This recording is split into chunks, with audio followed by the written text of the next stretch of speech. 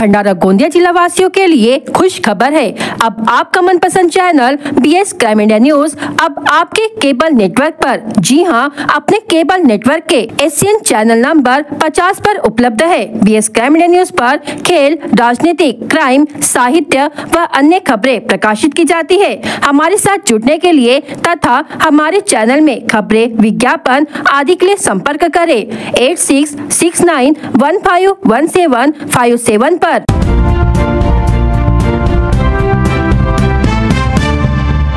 भंडारा जिले के अपर पुलिस अधीक्षक ईश्वर कातकड़े का 12 जुलाई 2025 को सादगीपूर्ण लेकिन भावुक माहौल में विदाई समारोह संपन्न हुआ। जिले में अपनी सेवा के दौरान उन्होंने न केवल कर्तव्य निष्ठा और अनुशासन का परिचय दिया, बल्कि आम नागरिकों के बीच एक संवेदनशील और मिलनसार अधिकारी के रूप में पहचान बनाई। समारोह के दौरान पुलिस विभाग के अधिकारी, कर्मचारी, सामाजिक संस्था के प्रतिनिधि, पत्रकार और आम नागरिक बड़ी संख्या में उपस्थित रहे। सभी ने ईश्वर कातकड़े के कार्यकाल की सराहना करते हुए कहा कि उन्होंने कानून व्यवस्था को बनाए रखने के साथ साथ सामाजिक संवाद को भी मजबूत किया। विदाई के मौके पर खुद ईश्वर कातकड़े भी भावुक नजर आए। उन्होंने कहा कि भंडारा जिला उनके लिए एक यादगार और प्रेरणादायक अनुभव रहा। यहाँ की जनता का स्नेह और सहयोग उन्हें हमेशा याद रहेगा। समारोह में उन्हें पुष्पगुच्छ, शॉल, श्रीफल और स्मृति चिन्ह भेंट कर सम्मानित किया गया। पुलिस कर्मियों और अधिकारियों ने उनके साथ बिताए पलों को याद करते हुए भविष्य के लिए शुभकामनाएं दी। ईश्वर कातकड़े अब नए कार्यस्थल पर अपनी सेवा देंगे, लेकिन भंडारा जिले की जनता और पुलिस विभाग में उनकी छवि एक प्रेरणा स्रोत अधिकारी के रूप में हमेशा बनी रहेगी। वहीं इस मौके पर नए अपर पुलिस अधीक्षक नीलेश मोरे का भी स्वागत किया गया। उन्हें पुष्पगुच्छ भेंट कर जिले में उनके आगमन का अभिनंदन किया गया। ईश्वर कातकड़े ने अपने अनुभव साझा किए। भंडारा जिल्ह्यामध्ये मी नोव्हेंबर 2022 ला प्रमोशन वरती जॉईन झालो होतो। नोव्हेंबर 22 ते जुलै 25 पर्यंत जवळपास 2.5 वर्षापेक्षा जास्त कालखंड या ठिकाणी मला काम करता आलं आणि या कालखंडामध्ये अनेक महत्त्वाचे बंदोबस्त होते, अनेक महत्त्वाचे गुन्हे घडले होते। जेव्हा जॉईन झालो त्यानंतर थोड्याच दिवसामध्ये सांगलीला एक छोट्या अल्पवयीन मुलीला वैयक्तिक बलात्कार करून तिला चालून टाकलं होतं। तो खूप चॅलेंजिंग तास होता आमच्यासाठी। त्यावेळी 3 दिवस त्यावेळी ठाणेदार आमचे बोरकर साहेब होते। 3 दिवस त्याच ठिकाणी आम्ही काम केला होता। म्हातारे साहेब होते आणि पूर्ण गावातील जवळपास 100 पेक्षा, गावाची लोकसंख्या 350 आणि जवळपास 100 पेक्षा जास्त लोकांना व्हेरीफाय केलं होतं। आणि त्याच्यामध्ये 16 वर्षाचा मुलगा समोर यायचा, इनोसंट चेहरा दाखवायचा, निघून जायचा। असं वाटलं सुद्धा नाही की त्यांनी तो गुन्हा केला असेल। त्याला 3 वेळा व्हेरीफाय केलं, परंतु त्याचा चेहरा एवढा इनोसंट होता आणि एकदम छोटासा होता, त्याला मारता येत नव्हतं। असं वाटायचं की हा करू शकत नाही। आणि आम्ही अनेक हार्डकोर टीमने व्हेरीफाय केलं, एखादा संशयित म्हणून अरेस्ट केलं आणि दुसऱ्या दिवशी नंतर निष्पन्न झालं की जो 16 वर्षाचा मुलगा होता त्यानेच ट्राय केला आणि त्यानेच तिला चालून टाकलं होतं। म्हणजे असा खूप तो चॅलेंजिंग होता। त्यानंतर महिला आयोगाच्या सदस्य सुद्धा आले होते, परंतु तो डिटेक्ट झाला, कसल्याही प्रकारचा लॉ झाला नाही। त्यामुळे अतिशय चांगल्या प्रकारचं मॅटर पहिल्याच सुरुवातीच्या महिन्यामध्ये अतिशय चांगल्या प्रकारे हँडल झालं। अक्षरशः घरफोडीचं डिटेक्शन आपल्या जिल्ह्याचं राज्यामध्ये 2ऱ्या किंवा 3ऱ्या क्रमांकाला आहे। त्याच्यामध्ये खास आमचे LCB चे चिंचोलकर साहेब त्यांचा फार मोठा रोल आहे। आणि सर आपण असताना जी VC झाली की जेव्हा VC त्यामध्ये मी अटेंड केलं, त्यामध्ये त्यांनी नाव घेतलं की भंडारा जिल्ह्याचं डिटेक्शन फार मोठं आहे। पोलिसांचा पार्ट असतो, परंतु पोलिसांचा पार्ट हा खात्या अंतर्गत असतो, परंतु जेव्हा समाजामध्ये फिरतो तेव्हा दुसऱ्या जिल्ह्यात जाऊन मी असं सांगणार नाही त्याच्यामध्ये की आमची गणसी फार कमी होती, तर त्यांना काही इंटरेस्ट वाटणार नाही, बरोबर। तर जेव्हा आपण बाहेर जातो तेव्हा मग कुठेतरी एक सोशल ऍक्टिव्हिटी असणं गरजेचं असतं। तर सोशल ऍक्टिव्हिटी म्हणून जे अगोदरच्या म्हातारे सरांच्या कालावधीमध्ये ज्या आम्ही अभ्यासिका ओपन केल्या होत्या, मग त्याचाच पार्ट 2 जसं येतं ना राईज अँड रूल, तसा आमचा तो राईज होता। आणि आता सरांच्या कालावधीमध्ये आता पब्लिशचा पार्ट आला आणि जो आमचा प्रोजेक्ट म्हणजे असंच चर्चा करताना म्हटलं की आपण आता एक YouTube चॅनल काढूया, मग त्याला नाव दिशा देऊया आणि मग त्याच्यावरती आता बऱ्यापैकी चांगल्या त्याच्यामध्ये इंटरव्ह्यू चालू झालेले आहेत। सबस्क्रायबर सुद्धा आता सुरुवातच आहे, 2000च्या वरती गेलेले आहेत। आणि तिथे जरी गेलो तरी पण मला ते मी वारंवार बघतो। सध्या आता नवीन कलेक्टर साहेबांची मुलाखत सुद्धा पाहिली आणि त्याच्यामध्ये माझी सुद्धा इंटरव्ह्यू आमच्या मित्र शमशेर यांनी रेकॉर्डिंग एडिट करून टाकलेली आहे। म्हणजे काय होतं की आपली कुठेतरी एखाद्या गोष्टीशी नाळ जुळते आणि आपल्याला वाटतं की याच्यामध्ये आणखी इम्प्रूव्हमेंट झाली पाहिजे। म्हणजे खूप चांगला उपक्रम आहे की ज्यामुळे ग्रामीण भागातील गरीब मुलांना फ्री कोचिंग क्लासेस निशुल्क या ठिकाणावर आपण देत आहोत. आणि मोटिवेशन म्हणून मी कसा घडलो ही सिरीज आहे. त्याच्यामध्ये एक एंट्री माझी झाली, आता 2 नंबरची आपले जिल्हाधिकारी संजयजी कोलते यांची झालेली आहे. म्हणजे यामुळे नक्कीच ग्रामीण भागातील फायदा होईल. ती सुद्धा एक आमच्यासाठी एक आनंदाची आणि समाधानाची बाब आहे. इथले स्थानिक नागरिक असतील, पत्रकार असतील, खूप समंजस आणि समजूतदार आहेत. असं कधीही झालं नाही आमच्या बरोबर, कधी आरेतुरे किंवा हमरेतुमरी झाली नाही. परंतु बाकीच्या डिपार्टमेंट बरोबर झालेली आहे आपली. कधी मग पालकमंत्री साहेबांची मिटिंग असेल, जे कधी रुसवा फुगा असतो तसा कोणीतरी एखादी रुसवा फुगा बाहेर काढतो. परंतु आमच्या बरोबर तसं पोलिसांबरोबर कोणी रुसत पण नाही. त्यानंतर आमचा क्रिकेटचा एक माहोल वेगळा होता. पत्रकार बंधूंची आमची मला वाटतं अगोदरच्या कालखंडात पण झाली आणि ह्या सरांच्या कालखंडात पण 2 मॅचेस झाल्या. मला असं वाटतं दोन्ही पण वेळा धोनी पक्षात मिळालेला आहे. त्यामुळे पुढच्या वर्षी सर्वांनी चांगली तयारी करावी. म्हणजे खूप मला जाताना या ठिकाणावरून आनंद पण आहे, समाधान पण आहे.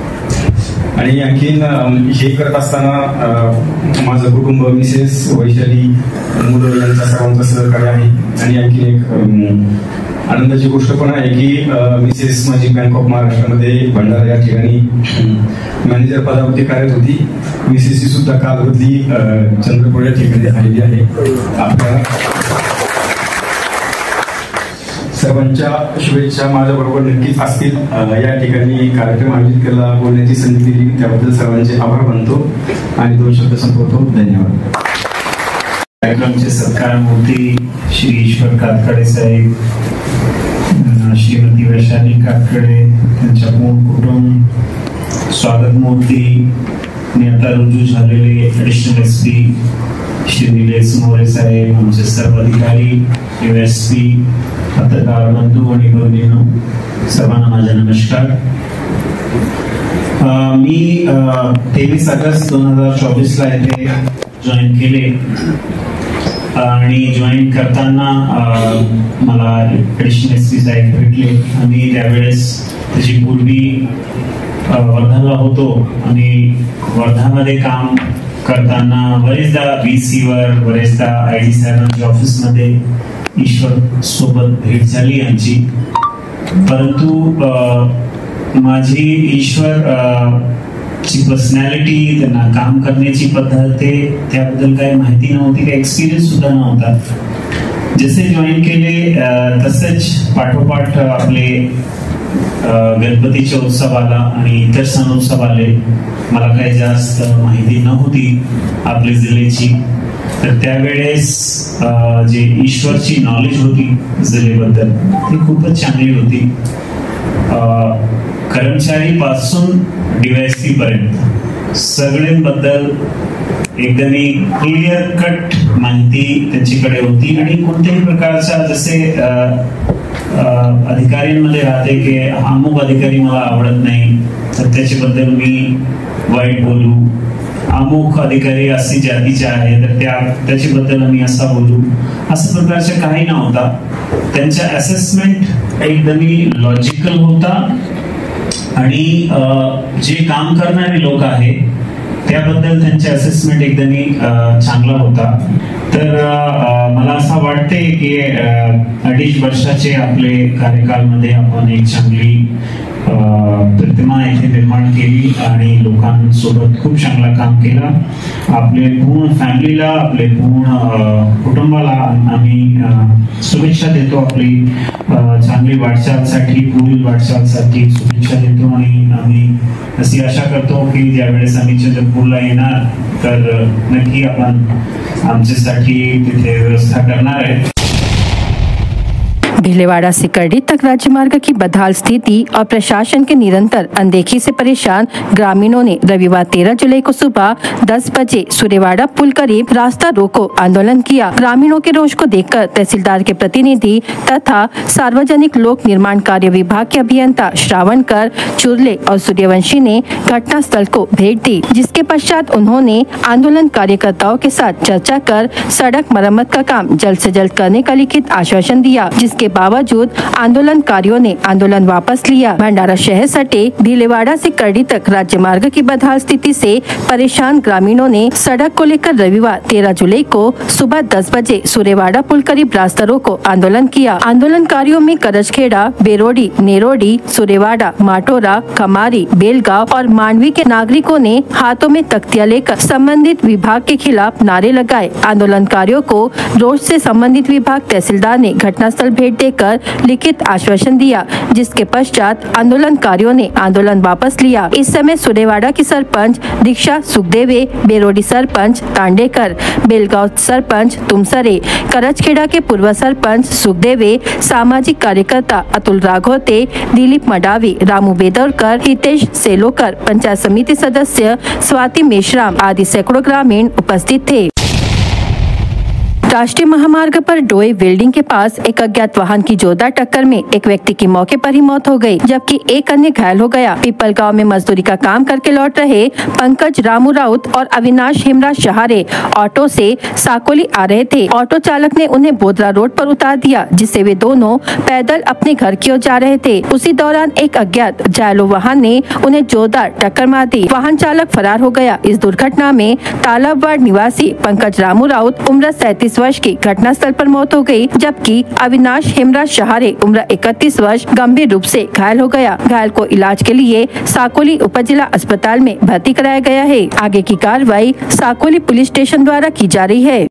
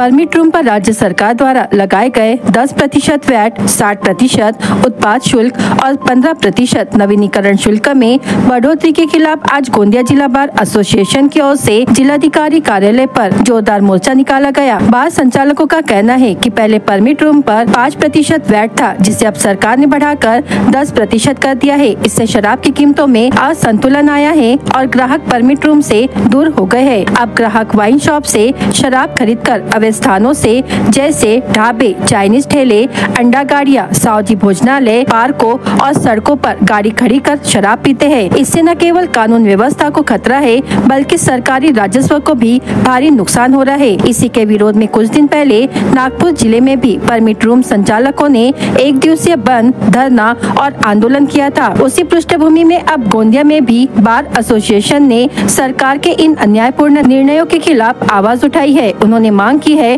कि परमिट रूम पर से 10% वैट हटाया जाए, नवीनीकरण शुल्क में की गई 15% बढ़ोतरी वापस ली जाए और उत्पाद शुल्क की 60% बढ़ोतरी पर नियंत्रण लगाया जाए। इसी सिलसिले में गोंदिया जिला बार एसोसिएशन ने जिलाधिकारी को एक निवेदन भी सौंपा है। बार संचालकों ने चेतावनी दी है कि अगर सरकार ने मांगे नहीं मानी तो यह आंदोलन और उग्र रूप ले सकता है। जे महाराष्ट्र शासन द्वारा आम्हाला 10% जे परमिटून जो टॅक्स लागलेला आहे त्याच्या विरोधात आम्ही गोंदिया जिल्हा बार असोसिएशन सगळ्यांनी मिळून जरी एक पत्र निवेदन दिलेलं आहे की आमचे जे बार असोसिएशन मध्ये जे बार दिलेले आहे त्याला कमीत कमी 25 ते 30 लाख रुपये लागतात आणि जे फीस आहे कमीत कमी 5 ते 7 लाख रुपये आम्हाला फीस लागतात। सर्वप्रमाणे जे टॅक्स आम्ही भरतो, पण जे 10% टॅक्स लागलेला आहे ते आमच्यावर बोज चाललेला आहे। असं लागतं की आम्हाला बार बंद करावं लागतील, कारण की आम्हाला जे खर्च आहे जे आम्हाला विकण्याचे ते दारू भेटतात त्यामध्ये टॅक्स लागतात, आम्हाला वाचणार काय, आम्ही कसं धंदा करू।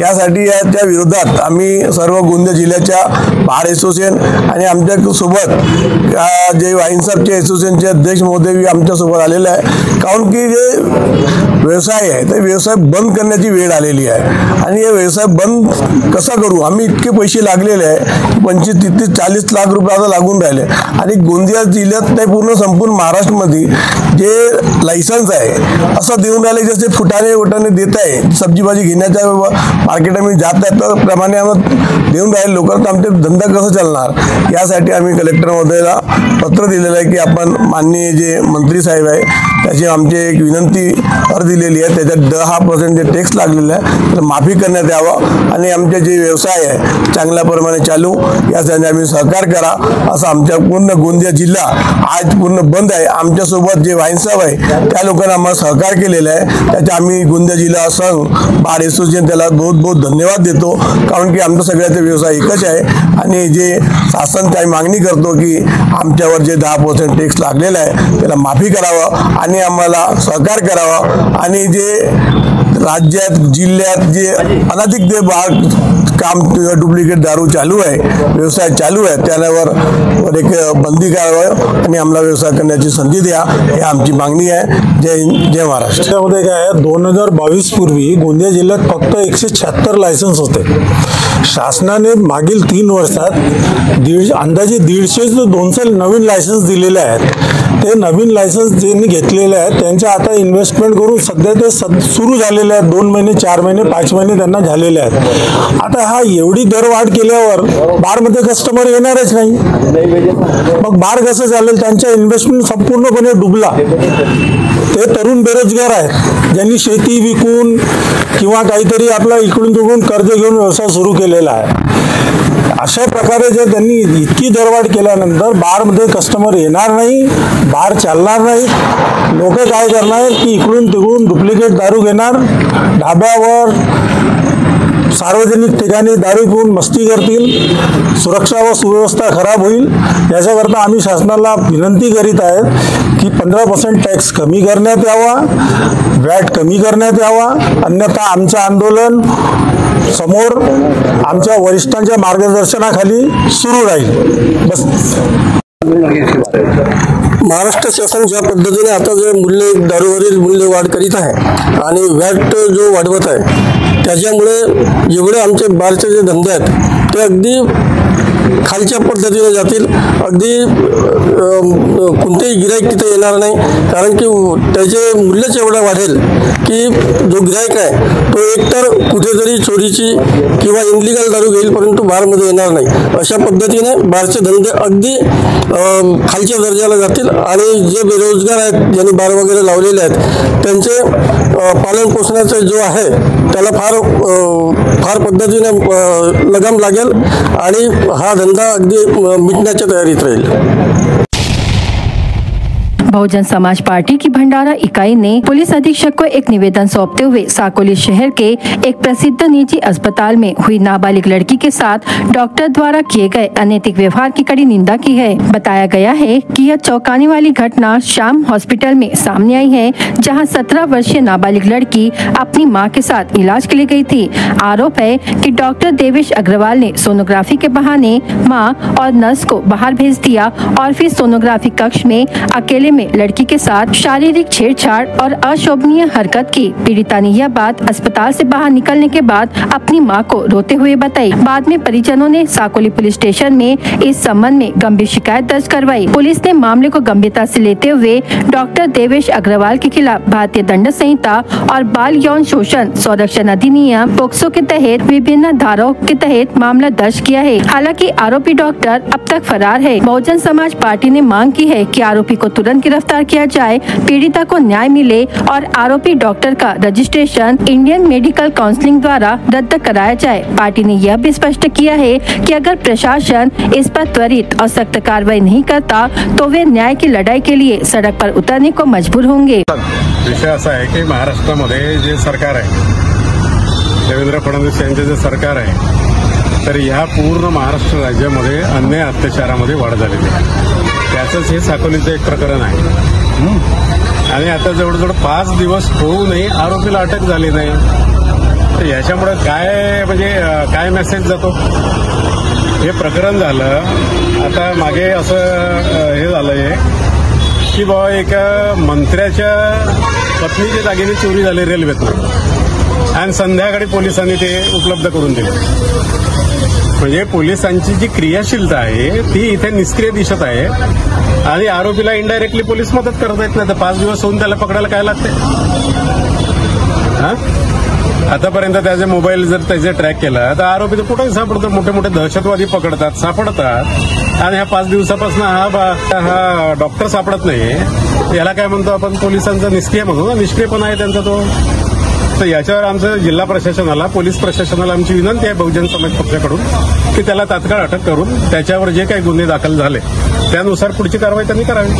भंडारा जिल्ह्यामध्ये एक साकोली तालुका आहे, त्यामध्ये एक धनदांडगा डॉक्टर आहे अग्रवाल नावाचं। त्यांनी एका 17 वर्षीय मुलीवरती बलात्कार करण्याचा प्रयत्न केलेला आहे अशी तक्रार त्याच्या आई वडिलांनी मुलीला घेऊन साकोली पोलीस स्टेशनमध्ये टाकलेली होती। फिर्यादीच्या तक्रारीनुसार जे काही आयपीसीच्या नुसार जे काही कलमा आहेत त्या दाखल झालेल्या आहेत। फरार आरोपी फरार आहे, मुद्दा आरोपी फरारचा नव्हता। जी आम्हाला पीडितेंकडून माहिती मिळालेली आहे आणि त्यांच्या वडिलांकडून ती माहिती अशी आहे की साकोली पोलीस स्टेशनचे जे अधिकारी आहेत, पोलीस स्टेशन ठाणेदार किंवा त्यावेळेचे जे कोणी इन्चार्ज असतील त्यांनी त्या पीडितेला रात्रीच्या 10 वाजेपासून सकाळच्या 6 वाजेपर्यंत पोलीस स्टेशनमध्ये इन्क्वायरीच्या नावाने बसून ठेवलेलं होतं। पोक्सो कायद्याचा नियम असा आहे की जर ती तुमच्याकडे तक्रार दाखल झाली की FIR दाखल व्हायच्या जसं त्यांनी सांगितली तसंच आरोपीच्याकडे जाऊन आरोपीला अटक केली पाहिजे किंवा आरोपीला आणलं पाहिजे, हा नियम आहे। जर 10 वाजेपासून सकाळच्या 6 वाजेपर्यंत त्या पीडित महिलेला किंवा मुलीला आणि त्यांच्या घरच्या लोकांना त्यांनी बसवून ठेवलं असेल, याचा अर्थ असा की तोपर्यंत आरोपीला ती घटनेची माहिती मिळालेली होती आणि म्हणून तो आरोपी फरार होण्यामध्ये यशस्वी झालेला आहे। यामध्ये पोलिसांचा जो कोणी इन्चार्ज त्यावेळेचा कोणी अधिकारी असेल त्याची चौकशी झाली पाहिजे किंवा त्यावेळेचे जे कोणी पोलीस अधिकारी कर्मचारी असतील त्यांचा पोलिसचा CDR पण झालेला पाहिजे। त्यांचा जो फोन आहे त्यांना कोणाकोणाची फोन आली होती, कोणाला तरी दबावात आलेलं होतं, काय झालेलं होतं अशी माहिती पण आम्हाला माननीयवर भंडारा SP महोदयांनी दिलेली आहे की त्यावेळेस मुलगी सांगतोय की सोनोग्राफी करीत असताना त्यांच्याकडं कोणीही लेडीज उपलब्ध नव्हती, म्हणजे आई नव्हती किंवा त्यांच्याकडे असणारा कोणी जी नर्स असते कर्मचारी ती पण नव्हती। आता त्यांनी एका महार जातीच्याच कोणी एका नर्सला त्यांनी आरोपी सांगतो आहे उभा केला आहे की मी होती, पण दवाखान्यामध्ये फुटेजेस जे गँग त्याच्यामध्ये CCTV असतात आणि CCTVचा जो एरिया असतो जवळपास तो सोनोग्राफीच्या तर दरवाजापर्यंत असेल, तर ती जी पीडित मुलगी जेव्हा सोनोग्राफी करण्यासाठी आतमध्ये गेली त्यावेळेसचे CCTV फुटेज आणि त्यावेळेस बाहेर असणारे आणि हे बाहेर निघत असतानाचं त्यावेळेचा जर सीसीटीव्ही फुटेज जर निघाला तर ते लक्षात येईल, म्हणजे ती आणि डॉक्टर निघत असताना तर ते लक्षात येऊन जाईल की त्यावेळेस होते कोण आणि बाहेर कोण होते. आणि म्हणून या मुलीला जर ते उभं केलं असेल आणि ती जर मुलगी खोटी बयान देत असेल तर तिला सुद्धा पोक्सोमध्ये तिला अटक केली झाली पाहिजे, जी मुलगी खोटी बयान देत असेल आरोपीच्या बाजूने. ही आमची मागणी होती. म्हणून आमच्या काही मित्रांसोबत, आमच्या सहकाऱ्यांसोबत आम्ही मान्यवर भंडाऱ्याचे SP महोदयांची चर्चा करायला गेलो होतो. बहुजन समाज पार्टीच्या वतीने सुद्धा त्यांना निवेदन दिलं गेलेलं आहे. बहुजन समाज पार्टीचे मान्यवर नेते आमच्या महाराष्ट्राचे हमारे भाई साथी आहेत, त्यांनाही तुम्ही ते या प्रकरणाविषयी सविस्तर विचारू शकता. अटक होईल हा विषय नाही आहे, अटक त्याला करावीच लागेल. मुद्दा असा आहे की ते खोटे पुरावे कसे उभे करू शकतात आणि आरोपीला त्यांना फरार होण्यापर्यंतची जे काही वेळ उपलब्ध असेल ती देणारा कोणी अधिकारी कर्मचारी असेल त्याच्यात कारवाई झाली पाहिजे, अशी माझी मागणी आहे. भंडारा जिले के बियर बार और रेस्टोरेंट संचालकों ने राज्य सरकार के बढ़ते टैक्स और शुल्कों के खिलाफ मोर्चा खोल दिया है.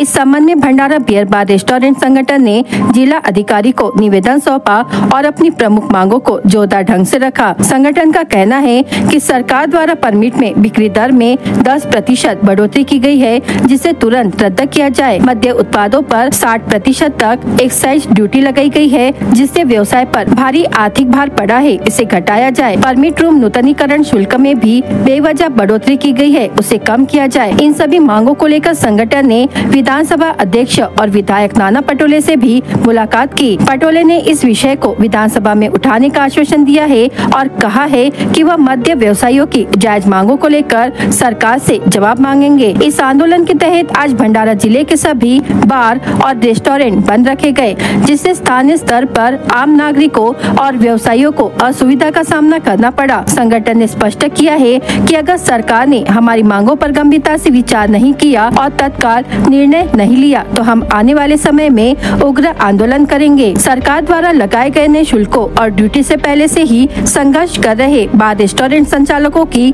आर्थिक स्थिति और भी बिगड़ती जा रही है. ऐसे में अब यह आंदोलन राज्य स्तर पर भी असर डाल सकता है. मूळ भाग असा आहे की राज्यात ज्या पद्धतीने एक लूट मोहीम या सरकारने सुरू केलेली आहे ते प्रत्येक स्तरावर चालले.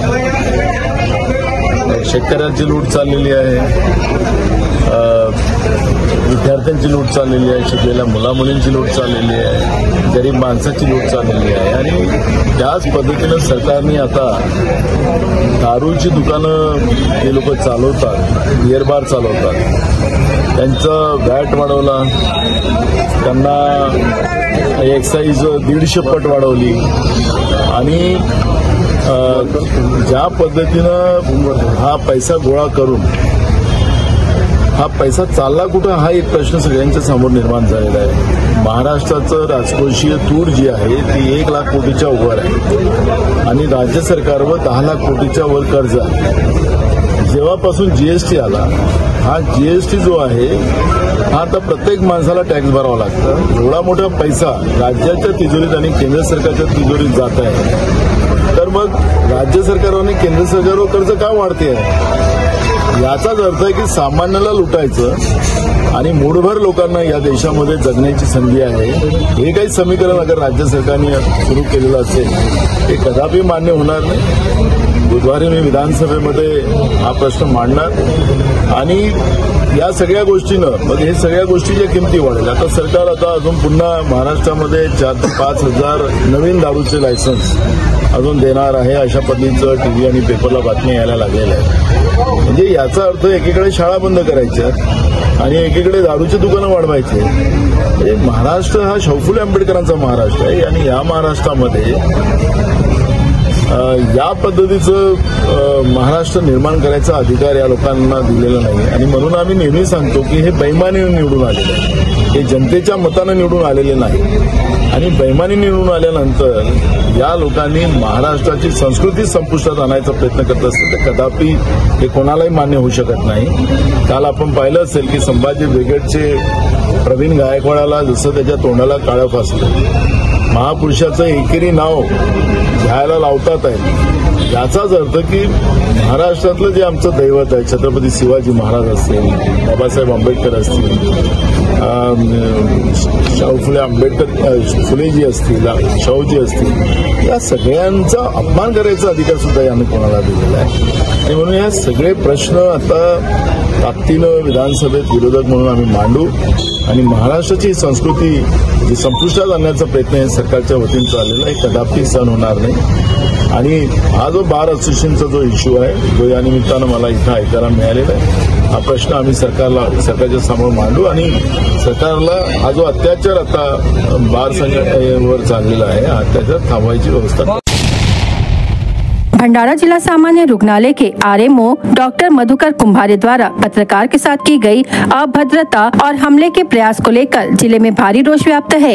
यह पूरी घटना वीडियो में कैद हो गई है जो सोशल मीडिया पर तेजी से वायरल हो रही है। इन प्रकरण पर जाने माने समाज सेवक परमानंद मेश्राम ने सामने आकर डॉक्टर कुंभारे पर त्वरित कार्रवाई की जोरदार मांग की है। उन्होंने इसे लोकतंत्र, पत्रकारिता और जनता के अधिकारों का अपमान बताया है। परमानंद मेश्राम ने कहा, यह अधिकारी अपने पद का घोर दुरुपयोग कर रहा है। पत्रकारों को सवाल पूछने का अधिकार है। यदि कोई डॉक्टर जवाब नहीं देना चाहता तो हमलावर रवैया क्यों? प्रशासन को इस पर तुरंत एफआईआर दर्ज करनी चाहिए। परमानंद मेश्राम ने नाकाड़े हॉस्पिटल को 100 बेड की मिली परमिशन को लेकर भी सवाल खड़े किए हैं। उन्होंने कहा कि किस आधार पर यह परमिशन दी गई है, क्या फायर एनओसी थी, जांच समिति ने किस दबाव में रिपोर्ट दी। उन्होंने कहा कि जिन अधिकारियों ने यह परमिशन दी है उन पर भी अपराध दर्ज किया जाना चाहिए। परमानंद मेश्राम ने प्रशासन से मांग की है कि नाकाड़े हॉस्पिटल की परमिशन प्रक्रिया की उच्च स्तरीय जांच की जाए। परमिशन देने वाले अधिकारियों पर आपराधिक मामला दर्ज किया जाए। भंडारा जिले के सभी प्राइवेट हॉस्पिटल्स की जांच की जाए ताकि जनता के स्वास्थ्य से खिलवाड़ न हो। परमानंद मेश्राम ने चेतावनी दी है कि अगर सरकार और प्रशासन ने इस विषय को गंभीरता से नहीं लिया तो हम जन आंदोलन छेड़ेंगे। जनता और पत्रकारों के सम्मान के हित के लिए हम सदैव खड़े रहेंगे। भंडारा जिल्ह्यामध्ये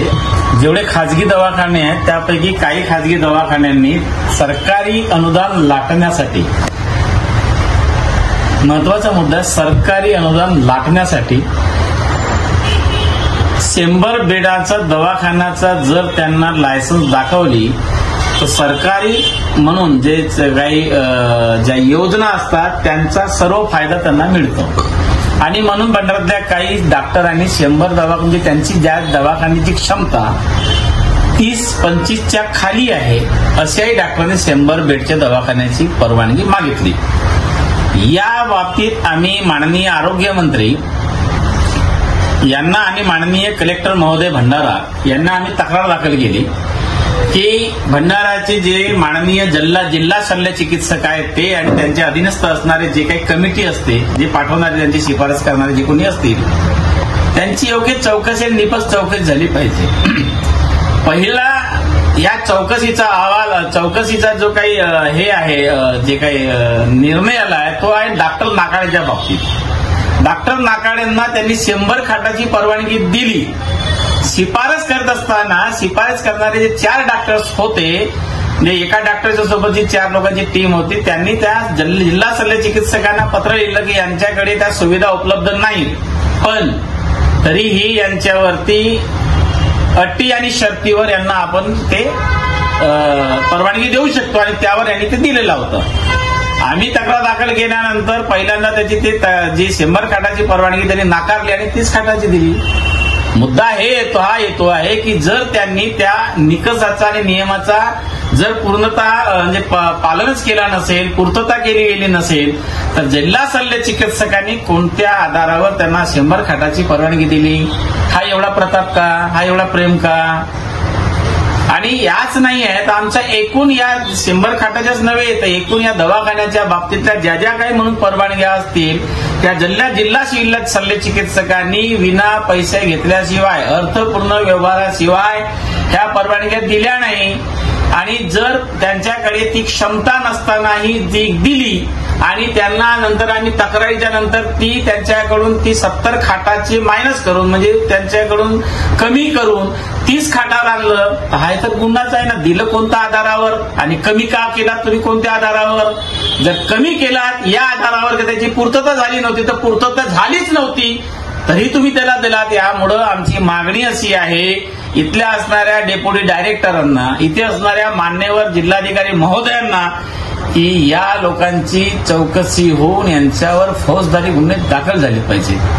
कोणत्या कोणत्या डॉक्टरांकडून यांनी किती अर्थपूर्ण व्यवहारासाठी, दुसरी गोष्ट म्हणजे अर्थपूर्ण व्यवहारासाठी किती किती लोकांना लुबाडलं याची चौकशी झाली पाहिजे. दुसरी गोष्ट अशी आहे की आम्ही केलेली जी तक्रार आहे त्या तक्रारीच्या अनुषंगाने डिपार्टमेंटल इन्क्वायरीसाठी 2 ते 3 डॉक्टरांची कमिटी आलेली आहे. त्यामध्ये डॉक्टर बंडूजी रामटेके आणि डॉक्टर साहेबांचा यांची कमिटीचे ते प्रमुख आहेत. जेव्हा तक्रारदारांच्या तक्रारीवरून जर ती चौकशी समिती येत असेल तर त्या चौकशीमध्ये मी कोणते आरोप केलेले आहेत ते सिद्ध करावे. आपण परमानंद मिश्रा म्हणून चौकशी अधिकाऱ्यांनी मला तिथं बोलवायला पाहिजे होतं चौकशी समितीच्या समोर. आम्हाला अंधारात ठेवून कसलीही कल्पना न देता चौकशी समिती कोणती चौकशी करताय? सीएसच्या दालनामध्ये बसून बंद दरवाजामध्ये कसली चौकशी करता? तक्रारदाराला त्याची माहिती न देणं हा कुठल्या नियमात बसतं? नीतिमूल्यामध्ये तरी बसतं का? आणि मी मग डॉक्टर बंडू रामटेके साहेबांचा मला फोन आला. ते म्हणले की मी पुढच्या आठवड्यात येतो. पुढच्या आठवड्यामध्ये येतो तर तुम्ही आताच्या तपासामध्ये जेव्हा चौकशीसाठी आला होता तर या चौकशीचा स्टेटस काय आहे, ही प्रगती कुठपर्यंत आलेली आहे? आपण आल्यानंतर आम्ही ज्या ज्या लोकांची 100 खाटाच्या डॉक्टर म्हणजे परवानग्याचा जो काही आम्ही तुम्हाला मुद्दा उपस्थित केला त्यासाठी किती डॉक्टरांच्या दवाखान्यामध्ये येऊन ज्यांनी भेटी घेतल्या, त्यांची नियम जे काही निकष आणि नियम असतील त्यांची जे काही पूर्तता करावी लागते पेपरची ती तपासली का यांनी? जर ती तपासली नसेल आणि ती चौकशीचा फार्स असेल तर ज्या पद्धतीचा गुन्हा इथल्या असणाऱ्या जिल्हा शल्य चिकित्सक आणि त्यांच्या टीमनं केला असेल तोच गुन्हा इथली चौकशी समिती करेल. माझी मागणी राहील की चौकशी समितीने योग्य आणि निपक्ष चौकशी केली नाही तर यांच्यावरही फौजदारी गुन्हे दाखल करण्यात यावा. मी यासाठी हा मुद्दा आम्ही कायम उपस्थित केलेला आहे की यापूर्वी भंडारा जिल्हा शल्य चिकित्सक जिल्हा सामान्य रुग्णालयामध्ये अग्निकांड झाला होता आणि नुकतेच जन्माला आलेली मुलं 2 ते 3 दिवसाची मुलं आगीत जळून खाक झाली. ह्यांची मुलं नाही मेलीत, हरामखोरांची, सामान्य लोकांची मेलीत हो. आणि म्हणून याच पद्धतीची अशी दुर्दैवी घटना आणि इतर ठिकाणी येऊ नये या पद्धतीची या जे काळजी ती माणूस समाज म्हणून मला आहे, समाजाचे एक घटक म्हणून आहे, मला आहे आणि म्हणून हा मी उपस्थित करतो आहोत. याचा राग घेऊन त्या कमिटीमध्ये जिची शिफारस करण्याची कमिटीमध्ये जे द्वितीय श्रेणीचा अधिकारी ज्याला 1 श्रेणीमध्ये जाऊन त्याला चार्ज दिला गेला, मी ऍडमिनिस्ट्रेशनमध्ये मला काय म्हणणं नाहीये, तो त्यांचा भाग आहे, कोणाला त्यांनी चार्ज द्यावा की नाही द्यावा, परंतु ज्यांनी ऍडमिनिस्ट्रेशनमध्ये त्यांना चार्ज दिला असेल तो अधिकारी इथल्या पत्रकारावर हल्ले करते. मला त्या जिल्हा शल्य चिकित्सकांना असेल तिथल्या यंत्रणेला माझं आव्हान आहे की ज्या परमानंद मेश्रामांनी हा मुद्दा उपस्थित केला, ज्या पत्रकारांच्या माध्यमातून इलेक्ट्रॉनिक मीडियाच्या माध्यमातून समाजाला हे कळलं की या पद्धतीचा हे चाललेलं आहे म्हणजे सावळा गोंधळ चाललेला आहे, तर ह्या परमानंद असेल की तो पत्रकार असेल यांनी सिद्ध करून दाखवावं की आम्ही यांच्याकडून 2 रुपयाची काही अपेक्षा केली का. जर केली नसेल आणि त्याचा प्रश्नाची उत्तरं ते पत्रकार देताना विचारायला गेला असेल तर तो त्याच्यावर जाती हे करतोय, भांडण करतोय, जाणून बुजून त्याला मारायला धावतोय. म्हणजे काय तर राज्यामध्ये शासकीय कामामध्ये अडथळा आणण्याची तक्रार दाखल करायची आणि मग पुन्हा जातीचा मुद्दा उपस्थित करून त्यांना अॅट्रॉसिटी सारख्या फालतूच्या गोष्टी याच्यामध्ये कलमामध्ये अटक करायचा. हा क्षुद्रपणा आहे ना, तुमचा वैचारिक दारिद्र्यपणा आहे. अरे किती पाप करायची तुम्हीच पाप करायची आणि तुम्हीच अंगावर धावून जायचं का. आणि म्हणून इथल्या असणाऱ्या व्यवस्थेला, इथले असणाऱ्या जिल्हाधिकारी महोदयांना माझी विनंती राहील की आपण मुलगा कुणाचाही असेल, कदाचित त्यांचा असेल, उद्या माझा असेल, उद्या त्याचा तुमचा राहील. एक लक्षात घ्या, या पद्धतीची या भंडारा जिल्ह्यामध्ये जो सावळा गोंधळ चालला, अनागोंदीचा कारभार चालला, याला थांबलं पाहिजे आणि योग्य चौकशी झाली पाहिजे अशी मागणी आहे. अन्यथा आम्हाला आंदोलनाशिवाय पर्याय राहणार नाही. गोबरवाही पुलिस स्टेशन अंतर्गत आने वाले ग्राम कारली में 13 जुलाई 2025 की रात 8 बजे के दरमियान एक दिल दहला देने वाला आत्महत्या का मामला सामने आया, जहां कारली ग्राम निवासी राजू पांडुरंग धुर्वे उम्र 35 वर्ष हमेशा से शराब पीने का आदी था और घटना के समय पत्नी का अपने पति मृतक राजू धुर्वे से घरेलू कारणों से झगड़ा हुआ था। पति पत्नी का झगड़ा काफी बढ़ गया, तब पत्नी अपने पति को समझाने के लिए मृतक के भाई सुनील अर्जुन धुर्वे को बुलाने गई तो मृतक ने नशे में धुत होकर घर की छत की स्लैब से प्लास्टिक लेवल पाइप से फांसी लगा ली और मृत पाया गया। मामले की खबर मिलते ही गोबरवाही पुलिस घटनास्थल पर पहुंचकर शव बरामद कर पुलिस नायक गणेश पांते द्वारा मरकत दर्ज करवाया गया। आगे की जांच पुलिस अधीक्षक नूरुल हसन, अपर पुलिस अधीक्षक नीलेश मोरे, विभागीय पुलिस अधिकारी कुलकर्णी तथा थाना प्रभारी शरद शिवालिक के उचित मार्गदर्शन में पुलिस हवालदार सुमित ग्राहंगडाले आगे की जाँच कर रहे हैं।